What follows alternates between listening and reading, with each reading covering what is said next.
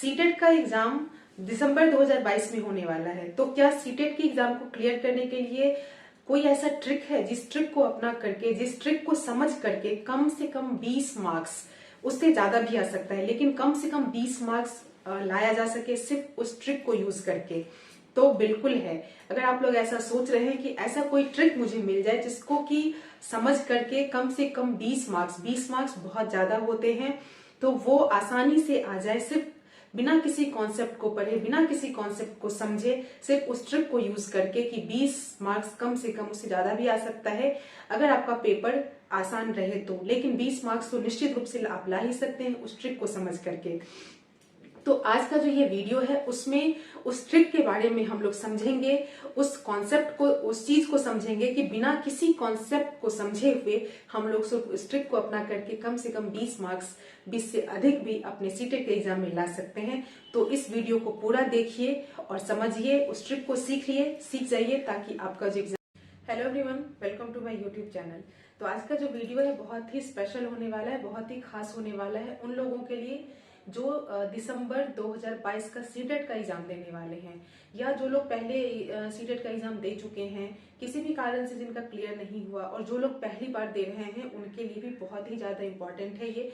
इसलिए इस वीडियो को आप लोग लास्ट तक पूरा देखिए, क्योंकि इसमें शुरू से लेकर के लास्ट तक बहुत ही इंपॉर्टेंट चीजें डिस्कस होने वाली हैं, जिससे इस वीडियो को अगर आप देखते हैं और उन चीजों को अगर आप जान लेते हैं तो इसमें से कम 15 से 20 मार्क्स निश्चित रूप से आपके आ ही जाएंगे। वो भी जैसे कि आप लोग देख रहे हैं कि बिना कॉन्सेप्ट के, अगर आपको जो चीजें हो सकता है कि बाय चांस छूट गया हो, आप लोग नहीं पढ़ पाए हो किसी भी कारण से, तो उन कॉन्सेप्ट को बिना समझे हुए भी आप लोग उस प्रश्न को हल कर सकते हैं, सॉल्व कर सकते हैं और अच्छे मार्क्स आ सकते हैं।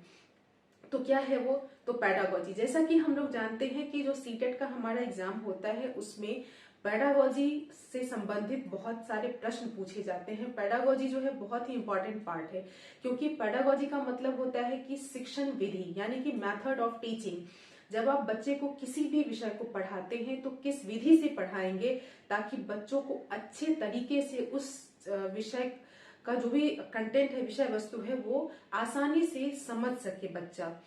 तो उससे संबंधित जो सीटेट, क्योंकि सीटेट जो है वो शिक्षक पात्रता परीक्षा है, इसीलिए शिक्षकों से भी पेडागोजी से संबंधित बहुत सारे प्रश्न पूछे जा सकते हैं। और पेडागोजी सीटेट के लिए इंपॉर्टेंट है, जैसा कि आप लोग देख सकते हैं, चाहे वो सीडीपी में हो, चाहे वो मैथ्स का पेडागोजी हो, ईवीएस का हो, English, Hindi, SST, science, Sanskrit, किसी भी विषय का हो, आपका पेडागोजी रहता ही रहता है।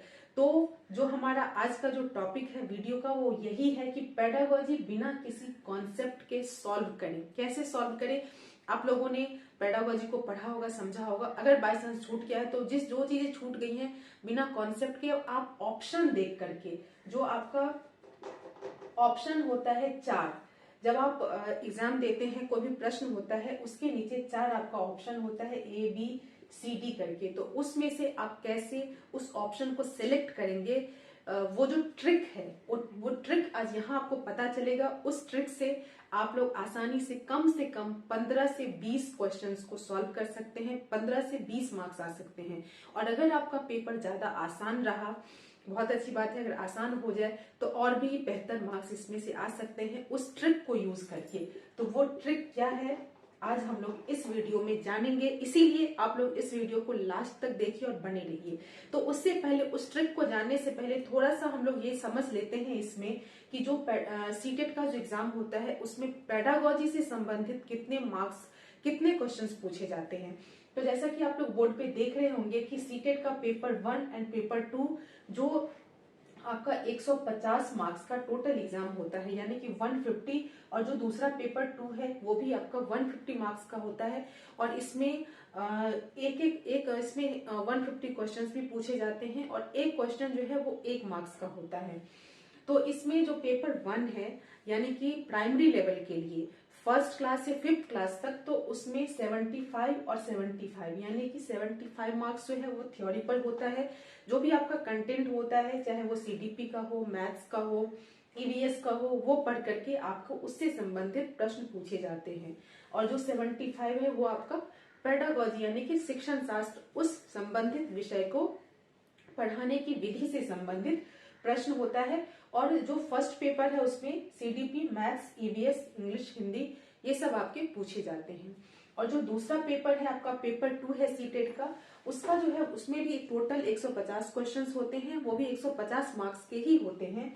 और उसमें से जो 85 है, इसमें थोड़ा सा फर्स्ट पेपर से इसमें थोड़ा सा डिफरेंस है मार्किंग में। मार्किंग एक ही मार्क्स का होता है, एक क्वेश्चन एक नंबर का, लेकिन जो थ्योरी वाला पार्ट है वो आपका 85 मार्क्स का होता है। 85 क्वेश्चंस एंड 65 जो है वो आपका पेडागोजी। तो इसका क्या है वो यहाँ पे थोड़ा सा हम समझ लेते हैं। अगर आप मैथ्स एंड साइंस की बात करें, मैथ एंड साइंस की बात करें तो इसमें से जैसे कि हम लोग जानते हैं कि मैथ में और साइंस में 30 मार्क्स के क्वेश्चंस पूछे जाते हैं, यानी कि 30 प्लस 60। तो 30 में से 20 आपका थ्योरी का होता है और 10 यानी 10 मार्क्स पेडागोजी का। और बिल्कुल ऐसे ही साइंस में भी 20 और 10 यानी कि 20 मार्क्स जो है आपका थ्योरी से संबंधित होता है और 10 नंबर पेडागोजी से, यानी कि 20 यानी कि 40 और 20। 40 आपका हो गया थ्योरी से और 20 मार्क्स पेडागोजी से। और जो लोग एसएसटी से दे रहे हैं सोशल साइंस वाला पेपर, उसमें भी टोटल 60 का होता है और ये भी आपका 40 और 20 में डिवाइडेड होता है। तो चलिए हम लोगों ने एक कॉन्सेप्ट समझा कि जो सीटेट का पेपर फर्स्ट पेपर और सेकंड पेपर होता है तो उसमें आपका थ्योरी और पेडागोजी, उसमें से कितने कितने मार्क्स बटे होते हैं और कैसे। तो आप लोगों ने देखा कि जो पेडागोजी का पार्ट है वो कितना इंपॉर्टेंट है हमारा जो सीटेट का एग्जाम होता है उसमें, चाहे पेपर 1 के लिए हो या पेपर 2 के लिए।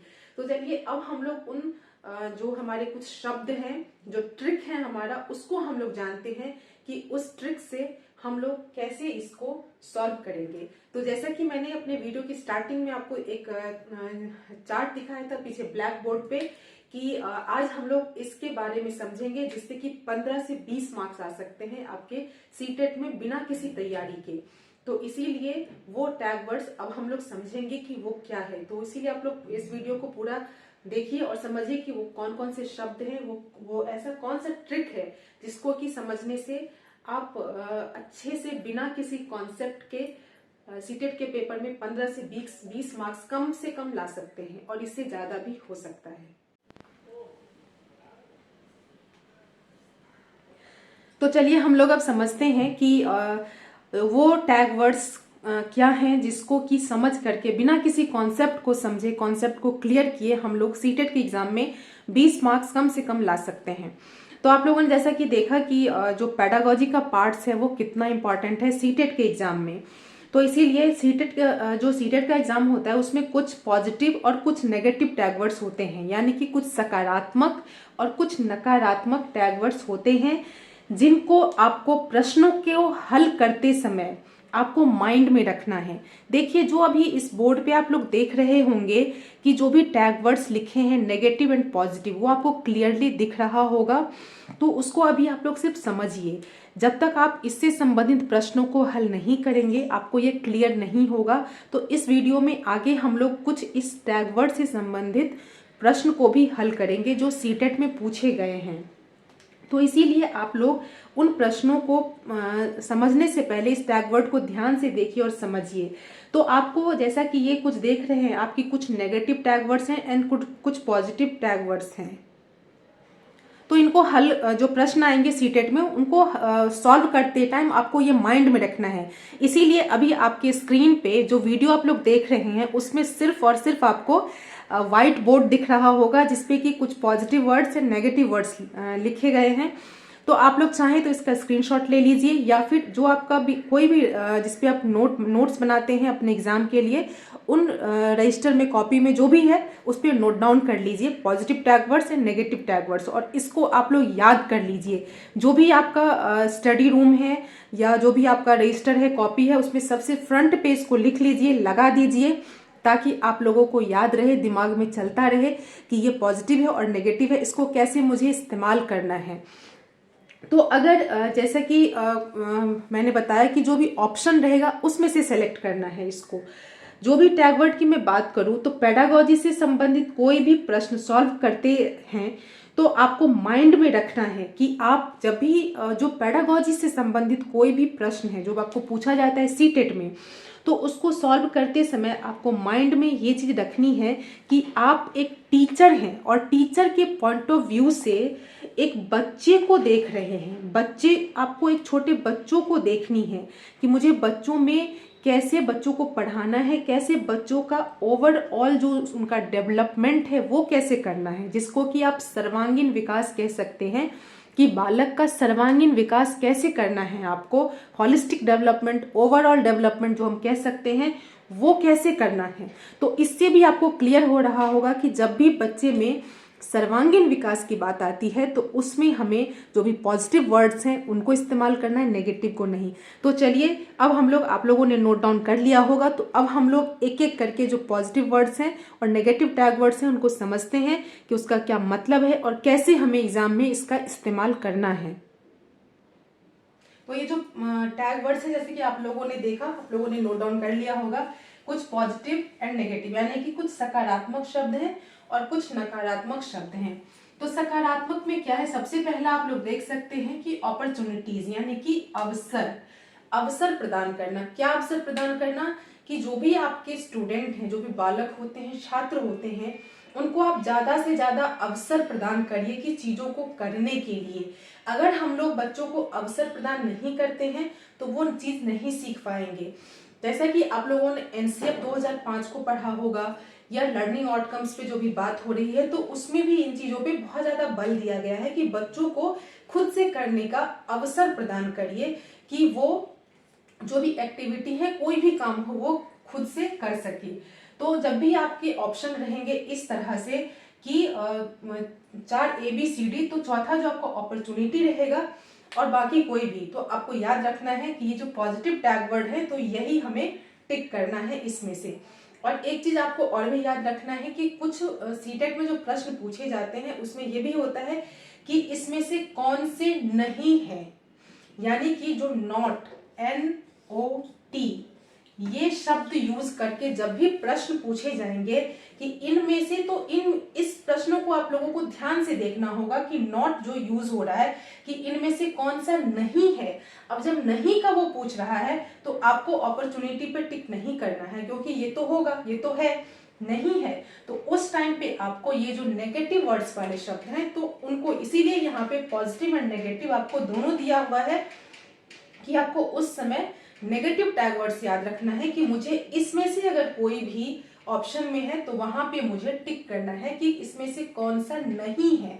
चलिए, तो आगे हम लोग देखते हैं कि दूसरा जो हमारा है इंटरैक्टिव क्लासरूम, यानी कि संवादात्मक कक्षा। अब इंटरैक्टिव क्लासरूम क्या होता है कि क्लास में जब भी आप लोग भी क्लास लेते हैं, क्लासरूम में सिर्फ टीचर आकर के अपना लेक्चर दे करके, अपना पढ़ा करके जो भी उनको पढ़ाना है निकल जाते हैं, तो उसको हम लोग इंटरैक्टिव क्लासरूम नहीं कहते हैं। इसको हम लोग जो ट्रेडिशनल मेथड है, लेक्चरर मेथड, उसको हम लोग व्याख्यान विधि कहते हैं। तो उसमें जो परस्पर छात्र और शिक्षक के बीच जो संवाद होता है वो नहीं हो पाता। अगर हम लोग बच्चों को ये अपने क्लासरूम में ऐसा एनवायरनमेंट नहीं बनाते हैं तो बच्चों के अंदर जो फीलिंग है वो बच्चे शेयर नहीं कर पाएंगे। बच्चे क्या जानना चाह रहे हैं, वो क्या जानते हैं, ना तो वो बता पाएंगे, या उन्हें और क्या जानना है, कुछ भी क्वेरीज हैं उन्हें सीखना है, समझना है, तो वो शिक्षक से नहीं पूछ पाएंगे कि इसका मतलब क्या है, ये मुझे समझ नहीं आया। तो इसीलिए क्लासरूम ऐसा होना चाहिए कि शिक्षक और छात्र आपस में बातचीत, संवाद कर सके और समझ सके। जो छात्र है वो शिक्षक से प्रश्न पूछ सके कि सर या मैम मुझे ये चीज समझ नहीं आया, इसका मतलब क्या हो सकता है, और शिक्षक भी आराम से उसको समझा सके। ऐसा नहीं कि नहीं तुम नहीं पूछ सकते, तुम बैठ जाओ, जो मैं पढ़ा रहा हूँ या पढ़ा रही हूँ बस वही सुनो और निकल जाओ। ऐसा इस क्लासरूम को अच्छा नहीं माना जाता है। इसीलिए अगर इंटरैक्टिव क्लासरूम आपके ऑप्शन में है तो आपको उस पर टिक करना है, क्योंकि ये आपका सही रहेगा। अगला है कि एनकरेज करना, प्रोत्साहन देना। अब अगर कोई बच्चा कुछ बहुत ही अच्छा काम कर रहा है, मान लीजिए कोई भी असाइनमेंट दिया गया बच्चों को, एक हम एग्जांपल से समझते हैं, और जो क्लासरूम में 30 स्टूडेंट है, 30 में से 10 बच्चे ने बहुत अच्छा परफॉर्मेंस असाइनमेंट में परफॉर्मेंस किया है, 10 में से 2 स्टूडेंट ऐसा है जो जिसका कि बहुत ही अच्छा असाइनमेंट है, तो हमें उसको फीडबैक के रूप में कुछ भी प्रोत्साहन देना चाहिए। इससे बच्चों के अंदर सीखने की जो एबिलिटी होती है उसका और भी ज्यादा विकास होता है, उनमें सीखने के लिए और भी वो प्रेरित होते हैं, मोटिवेशन मिलता है। तो इसीलिए जब भी प्रोत्साहन रहे तो इसको भी, ये भी पॉजिटिव टैग वर्ड्स में आते हैं, तो इसको आप लोगों को याद रखना है। इसके बाद है समावेशी शिक्षा। समावेशी शिक्षा का मतलब क्या है कि एक ही क्लासरूम में, चाहे वो क्लासरूम में बच्चे बहुत सारे अलग अलग क्षेत्रों से होते हैं, अलग अलग भाषा बोलने वाले लोग होते हैं, अलग अलग जाति के लोग होते हैं, धर्म के लोग होते हैं, और इसके बाद जो शारीरिक रूप से कोई भी विकलांग होता है, चाहे वो सुनने में असमर्थ बालक हो, देखने में असमर्थ हो, किसी भी रूप से, तो उनको अलग बिठा करके क्लास नहीं लेना है। उन बच्चों को चाहे 6th क्लास में किसी भी क्षेत्र से, किसी भी जाति के शारीरिक रूप से जो भी अक्षम बालक हैं, सभी की एक साथ जब भी क्लास में बिठा करके कक्षा चलती है तो उसको समावेशी कक्षा कहा जाता है। तो जब भी समावेशी शिक्षा की बात हो कि क्लासरूम कैसा होना चाहिए जिसमें कि बच्चों का सर्वांगीण विकास हो सके, अच्छे से सभी लोग सभी क्षेत्र के, भारत के 3 क्षेत्र के, 2 क्षेत्र के, 10 क्षेत्र के, धर्म के, जाति के या शारीरिक अक्षम कोई भी कान से सुनने में असमर्थ हो, जो भी लिखा हुआ हो, तो उन बच्चों को बिठा करके जो क्लासरूम क्रिएट किया जाता है, उस क्लासरूम को हम क्या कहेंगे, तो उसमें होगा समावेशी शिक्षा। आपको समावेशी ये याद रखना है कि समावेशी वो क्लासरूम होना चाहिए। इसके बाद है डाइवर्जेंट, यानी कि अपसारी चिंतन। अब अपसारी चिंतन का क्या मतलब है, जो थिंकिंग चिंतन होता है उसमें अभिसारी और अपसारी 2 तरह के चिंतन होते हैं। तो यहाँ आपको अपसारी चिंतन को याद रखना। अपसारी चिंतन का मतलब होता है कि किसी भी टॉपिक पे सोचना, कितना बालक सोच पा रहा है। तो अपसारी का मतलब होता है कि बहुत ही अलग अलग तरीके से, अलग अलग दृष्टिकोण से, अगर बच्चों को एक प्रॉब्लम दिया जाए, कोई भी सिचुएशन दिया जाए, कोई भी प्रॉब्लम दिया जाए, तो बच्चा उस पर डिफरेंट तरीके से उसका सॉल्यूशन निकाल सके, ढूंढ सके। सिर्फ ऐसा नहीं कि उसको किसी ने सिखा दिया या रट लिया कि इसी तरह से करना है, ऐसे ही जाना है, और एक उसने सॉल्यूशन को बता दिया, ऐसा नहीं। बच्चा खुद से अपनी थिंकिंग को यूज करते हुए, अपने चिंतन का इस्तेमाल करते हुए अलग अलग तरीके से उस समस्या का समाधान ढूंढ सके, बहुत ही अलग तरीके से सोच सके, तो उसको हम डाइवर्जेंट थिंकिंग यानी कि अपसारी चिंतन कहते हैं। तो जब भी आपके ऑप्शन में डाइवर्जेंट थिंकिंग रहे, अपसारी चिंतन, तो हमें ये मालूम होना चाहिए कि अपसारी चिंतन जो है, ये जो बच्चे का डेवलपमेंट होता है, ओवरऑल पर्सनैलिटी का डेवलपमेंट, उसके लिए बहुत इंपॉर्टेंट है, तो हमें इसमें टिक करना है। लेकिन आपको ये सब करते हुए मैं बार बार ध्यान दिला रही हूँ कि जब भी नॉट, ये शब्द नहीं शब्द का प्रयोग किया हुआ हो प्रश्न में कि कौन सा नहीं है, तो आपको इनमें से देखना है, इनमें से नहीं, जब भी नहीं शब्द का प्रश्नों में प्रयोग किया हो। अगला है learning by doing. Learning by doing यानी कि करके सीखना। जब भी हम बच्चों को कोई भी जितने भी विषय का ज्ञान देते हैं, पढ़ाते हैं, तो सिर्फ ऐसा नहीं कि हाँ हमने किताबों को खोला, टेक्स्ट बुक लिया, पढ़ा दिया, बोर्ड पे लिख दिया, बच्चों इसका आप ये क्वेश्चन है और इसका उत्तर लिख लीजिए, बिल्कुल नहीं।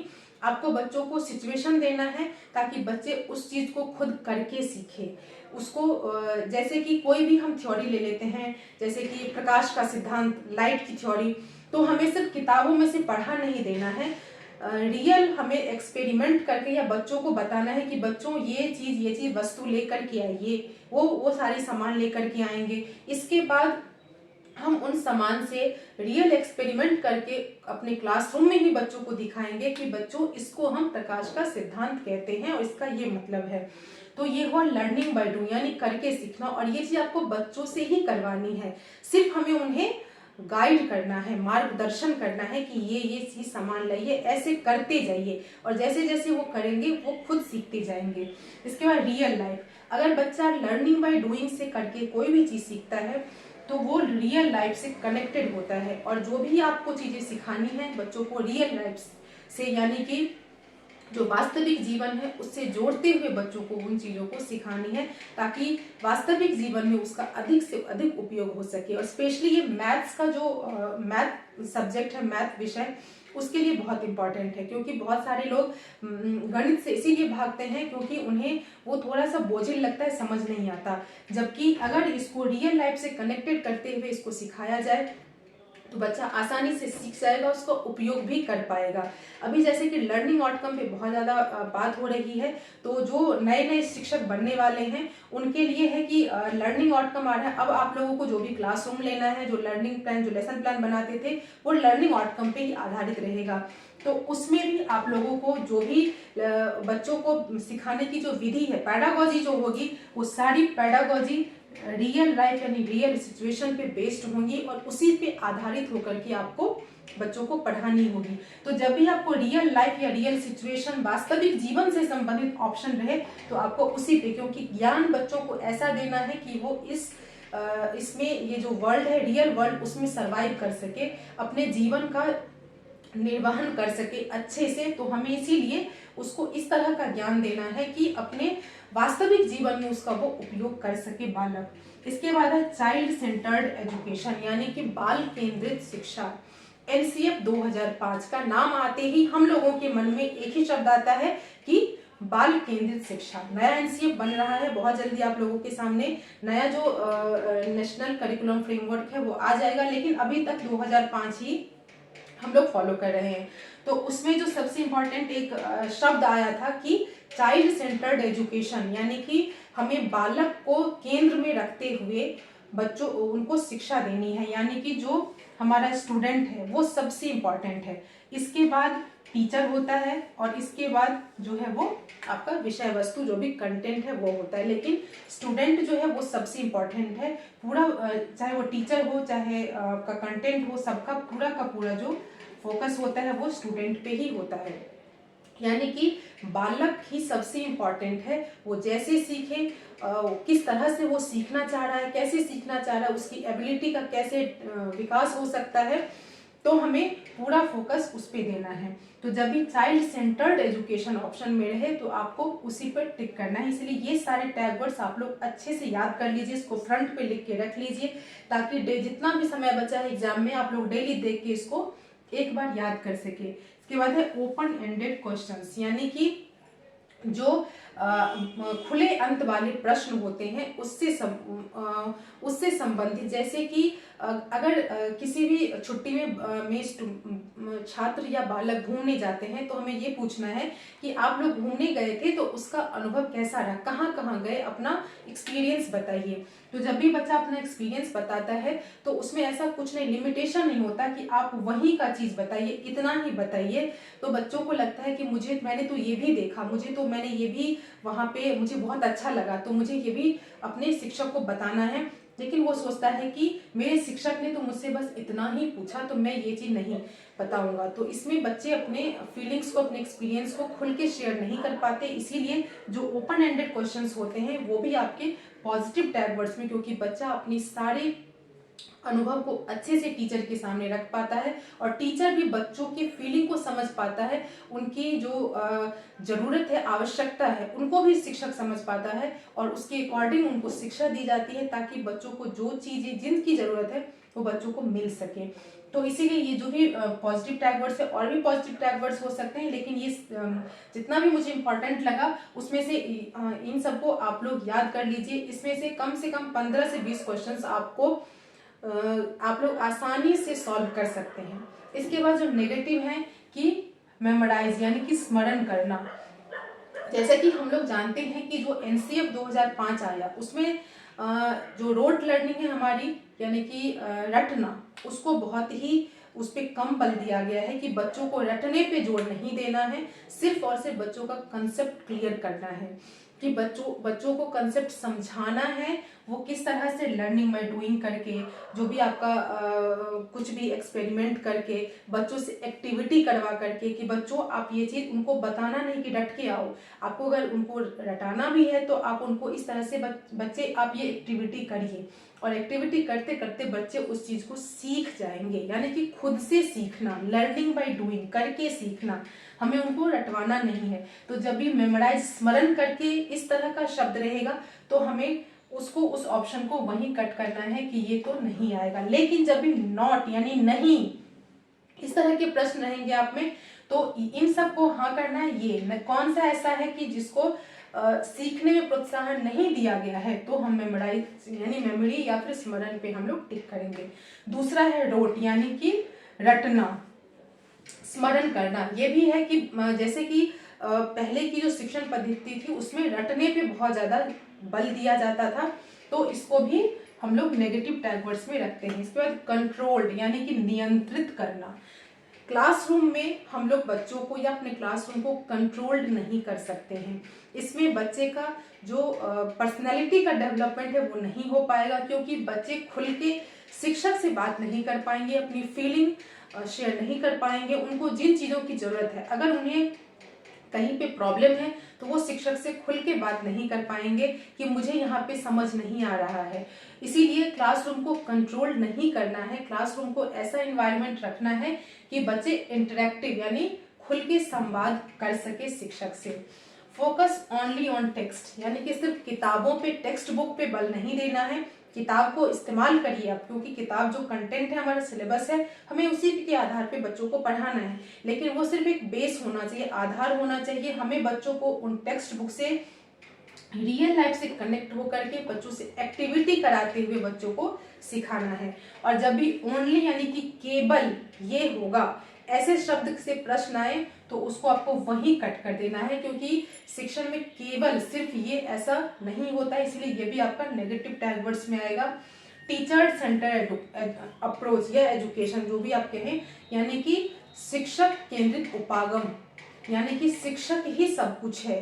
तो जो हमारा अभी जो हमारा शिक्षण का चल रहा है, एनसीईआरटी 2005 में कहा गया है कि जो बालक है वही सब कुछ है, यानी कि चाइल्ड सेंटर्ड अप्रोच की बात की गई है। इसीलिए टीचर सेंटर्ड अप्रोच हमारा एजुकेशन सिस्टम नहीं है। तो अगर टीचर सेंटर्ड आता है तो इसको आपको वही कट करना है। टीचर जो है वो सिर्फ बच्चों को एक मार्गदर्शक के रूप में है, मार्ग दिखाता है। सीखने वाला बच्चा खुद होता है। जैसा कि हम लोग पहले एक कॉन्सेप्ट को सीखते थे कि बच्चा जो है वो कोरा स्लेट यानी कि खाली कागज के समान इस दुनिया में आता है, और शिक्षक उनको ज्ञान देता है, सबको सिखाता है। जबकि बालक जो है, जो हमारा रचनावादी उपागम है, जो कि चाइल्ड सेंटर्ड एजुकेशन की बात करता है, उसमें बताया गया है कि बालक जो है वो खाली स्लेट, कोरा स्लेट की तरह नहीं होता है। बालक के अंदर सारी चीजें पहले से विद्यमान होती हैं। शिक्षक जो है वो सिर्फ उनको रास्ता दिखाता है, और उनके अंदर जो ज्ञान है उनको बाहर निकालने वाला है। यानी कि सिर्फ टीचर जो है वो सुगम करता है, और उनको बालक के अंदर जो भी चीजें हैं उनको वो बाहर निकालने वाला है। इसीलिए आपको टीचर सेंटर अप्रोच जब भी आए तो उसको हमें वहीं कट कर देना है। इसके बाद क्लोज एंडेड क्वेश्चन, बंद अंत वाले, जैसे कि हम लोगों ने यहाँ समझा कि ओपन एंडेड, क्लोज एंडेड, यानी कि बच्चों को हमें संकीर्ण नहीं करना है, लिमिटेशन में नहीं डालना है कि तुम सिर्फ इतना बताओ। हमें जब भी कोई बच्चों से प्रश्न पूछना है तो इसके बारे में पूरा का पूरा बताना है। सिर्फ ऐसा नहीं कि हमें पूछना है कि भारत, और भारत में अगर सिर्फ हम एक राज्य या एक छोटा से जिले पे हम पूछ देंगे प्रश्न, तो बच्चा अगर बच्चे को पूरे भारत के बारे में पता है तो वो सिर्फ एक जिला के बारे में बता के चुप हो जाए, क्योंकि टीचर तो उतना ही पूछेगा। इसीलिए बंद अंत वाले जो भी प्रश्न है वो नहीं होगा। तो इसीलिए आप लोग जो पॉजिटिव टैग वर्ड्स हैं, नेगेटिव टैग वर्ड्स हैं, उनको याद रखिए, अच्छे से देखिए, याद कर लीजिए इसको। और इसको आपको याद रखना है जब भी आपके ऑप्शन, आप लोगों ने सीटेट का जिन लोगों ने एग्जाम दिया है पहले भी, या जो पहली बार दे रहे हैं, तो जो पहले भी दिए हैं वो तो कुछ परिचित होंगे इन शब्दों से, और जो अगर नहीं फर्स्ट टाइम दे रहे हैं तो वो लोग अच्छे से इनको याद कर लीजिए। जो पहले दिए हैं वो भी अच्छे से इनको याद करिए कि कहाँ पे आपको किसको सिलेक्ट करना है। जैसा कि सीटेट के एग्जाम में आपने देखा होगा कि ABCD 4 ऑप्शन आपके पेपर में इसमें रहते, जब भी कोई प्रश्न पूछा जाता है तो उसमें 4 ऑप्शन आपके पूछे जाते हैं। तो आप लोगों ने देखा होगा कि जब भी हम उस प्रश्न को पढ़ते हैं तो ऐसा हम लोगों को लग जाता है कि जो 2 ऑप्शन है ये बिल्कुल ही नहीं, इस प्रश्न का आंसर हो ही नहीं सकता। तो बच जाते हैं 2, A और B। तो A और D यानी कि दो दो जो भी हो, AB हो सकता है, BC हो सकता है, CD हो सकता है, DA हो सकता है। तो आपको 2 को पहले ही, आपको इसमें ये जो ट्रिक है इसमें आपको सिर्फ ऑप्शन पे ध्यान देना है। और ऑप्शन कैसे, वो भी हम लोग जब क्वेश्चन सॉल्व करेंगे इस वीडियो में आगे तो हम लोग समझेंगे कि कैसे उसको ध्यान रखना है। तो ऑप्शन में कि B और C नहीं है, उसको हमने कट कर दिया, हट गया। अब A और C में आपको ध्यान रखना है कि हमें पॉजिटिव कौन सा है और नेगेटिव टैग वर्ड्स कौन सा है, और प्रश्न में पूछा क्या गया। अगर हाँ में पूछा गया है तो हमें पॉजिटिव वाले पे टिक करना है, और अगर हमें नॉट नहीं है करके पूछा गया है तो फिर तो सिंपल सा है, तीनों में से कोई नहीं, जो नहीं वाला है यानी कि नेगेटिव टैग वर्ड्स है उसमें हमें टिक करके उसको जो भी उसमें भरने के लिए आता है OMR में उसमें हमको भरना है। तो आप लोग इसको जो भी पॉजिटिव टैग वर्ड्स हैं, नेगेटिव टैग वर्ड्स हैं, उनको आप लोग अच्छे से नोट करिए, नोट डाउन करके फ्रंट पे लगा करके जितना भी टाइम बचा है अच्छे से उसको डेली डेली याद करिए ताकि आपको याद रहे और समझिए। तो चलिए अब हम लोग आगे कुछ क्वेश्चंस को सॉल्व करते हैं। सिर्फ इसलिए ताकि हमें जो हमने पॉजिटिव नेगेटिव टैग वर्ड्स देखा तो हमको क्लियर हो सके कि हमें किस तरह से इन ट्रिक को यूज करते हुए प्रश्नों को हल करना है।